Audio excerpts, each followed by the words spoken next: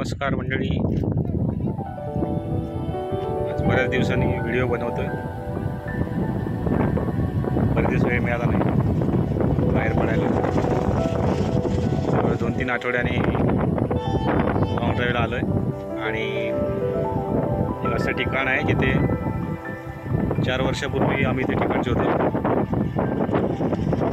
आणि असंच इकडे मुरबाडच्या तिकडे मसा म्हणून गाव आहे, तिथे लॉंग ड्राईव्हला आलो असताना एका गावातनं एक वळण दिसलं. म्हटलं शॉर्टकट वाटतो या म्हणून आतमध्ये वळलो. ठिकाण काय माहीत नव्हतं, तिथून व्ह्यू काय मिळणार ते पण माहीत नव्हतं. ते काही धबधबा नाही आहे, नदी नाही आहे, नाला वगैरे असं काही नाही आहे की पाण्याचं ठिकाण आहे एकदम असं फेमस वाटेल वगैरे असं. पण तिथे आम्ही मोठं सनसेट बघायला थांबलो. त्या ठिकाणी गाडीतून उतरलो आम्ही आणि मागे वळून बघितलं आणि आमच्यासमोर जो नजारा होता, सह्याद्रीमध्ये एक तर ट्रेकिंगला जातो आपण गडाच्या वरती जातो, तिथला निसर्गाचा आस्वाद वगैरे घेतो. ट्रेकिंगसाठी खूप मेहनत असते, स्टॅमिना लागतो बरं.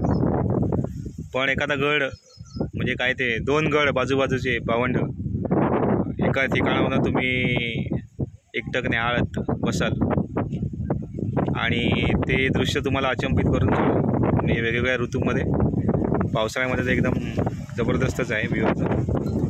तर इथून हटू नये असं हे दृश्य आहे आणि ऑल सीझन मला वाटलं की इथे येऊन आम्ही उभे राहतो. असं ठिकाण आहे, छान ठिकाण आहे तुमच्यासाठी.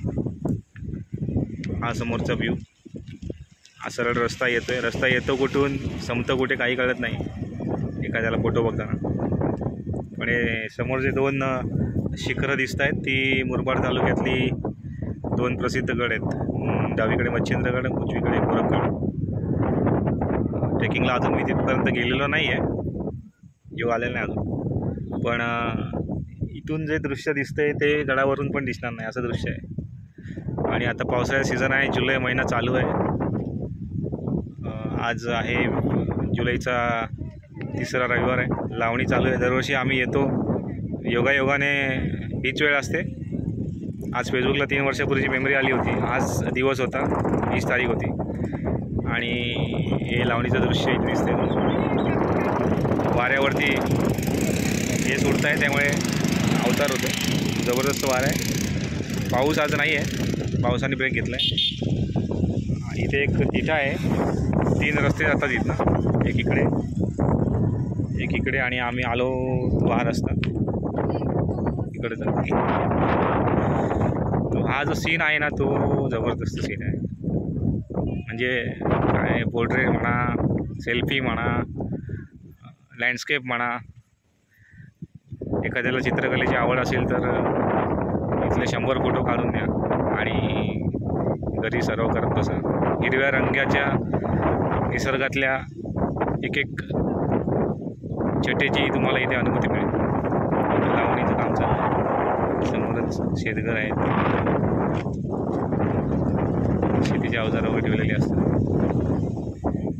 इथे लावणी झालेली आहे, लावणीचा टाईम आहे.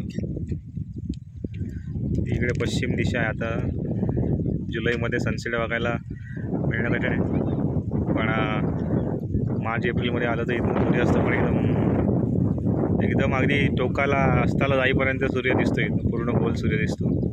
क्लीन क्लायमेट असेल असं हे दृश्य आहे. आणि हा नजारा, त्याच्या पलीकडे जी डोंगर रांग दिसते मोठी, ती भीमाशंकरची डोंगर रांग आहे. त्याच्या पलीकडे कुठेतरी भीमाशंकर आहे, जे बाय रोड इथून खूपच लांब आहे. हा रस्ता आम्ही आलो मसावरून जातो माळशेजला, एक आतला स्टेट हायवे आहे. तर तो रस्ता असा पॅरलल या डोंगराच्या समांतर जातो. पुढे कल्याण मुरबाड हायवेला जाऊन मिळतो टोकावड्याच्या जवळ. टोकावड्यावरनं राईट घेतलं की आपण माळशेजच्या मार्गाला लागतो. कल्याण मुरबाड हायवेची जी काही कामं चालू आहेत त्या सगळ्याला एक बायपास म्हणून उत्तम पर्याय. ट्रॅफिक अजिबात नाही, पूर्ण जंगलातला रस्ता आहे. आजूबाजूला टप्प्याटप्प्याला गावं आहेत वेगवेगळी, म्हणजे निर्मनुष्य असं पण नाही. उजवीकडे डोंगर, डावीकडे सपाट जागा, शेतं, घरं. असा मजल करत प्रवास करत गेलात. आता हा रस्ता रहदारीचा नाही आहे. हा इथून बायपास एक कल्याणला जायला शॉर्टकट आहे. या गावातनं मध्येच एक बोर्ड लागला आहे, कल्याण 52 किलोमीटर, सरळगाव काहीतरी 15 किलोमीटर.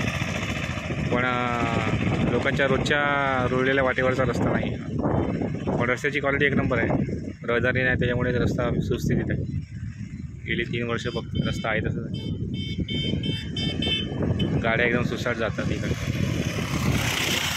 हा जो नजारा आहे तो केवळ बघण्यासारखं आहे. ढगांचा खेळ, पाऊस नाही त्यामुळे बऱ्यापैकी विजिबिलिटी आहे.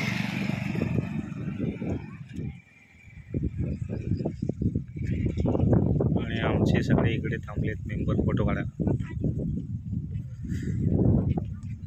व्ह्यू कसा पण बघा तुम्ही, front camera, back camera, 360 degree view आहे इकडे.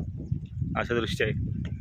एक झाड जरी बॅकग्राऊंडला ठेवलं आणि पोर्ट्रेट काढलं तरी जबरदस्त फोटो येईल. बरेच फोटो काढले तिकडे आत्तापर्यंत, 4-5 वेळा तरी येऊन झालं आहे आमचं. आणि इथे जवळच एक धरण आहे छोटंसं, पण त्या धरणाकडे जायचा रस्ता काय असा सरळ नाही आहे. खूप वेडावाडा रस्ता आहे.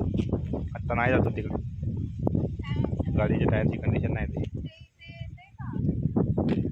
चला, तुम्हाला हा व्ह्यू आवडला असेल अशी आशा करतो. आणि निघतोय आता जवळ 6 वाजले संध्याकाळचे. इथे जवळपास कुठलीही हॉटेलं नाही आहेत. मसा बाजारपेठ जी आहे इथून 15 किलोमीटर, तेच एक मार्केटचं ठिकाण आहे. नाश्ता वगैरे करायची तिथे सोय आहे. आणि तिथून एकदा निघालात की वाटेमध्ये तुम्हाला वडापाव वगैरे काही खायला मिळणार. ते येताना पार्सल घेऊन या, नाहीतर मग जाताना तिकडे रिटर्न थांबून खा. हा बेस्ट पर्याय आहे. गाडी पण जाताना किती एकदम अशी आयटीत चालली आहे आणि डोंगरामध्ये आता कुठे गायब होईल पुढे असं वाटतं. चला तर व्हिडिओ कसा वाटला सांगा. सबस्क्राईब केलं नसेल आमच्या चॅनलला तर करा. वाऱ्यामुळे अवतार दिसतोय, पण हे दृश्य तुम्हाला दाखवायचं होतं, त्याच्यासाठीचा छोटासा व्हिडिओ बनवला. धन्यवाद.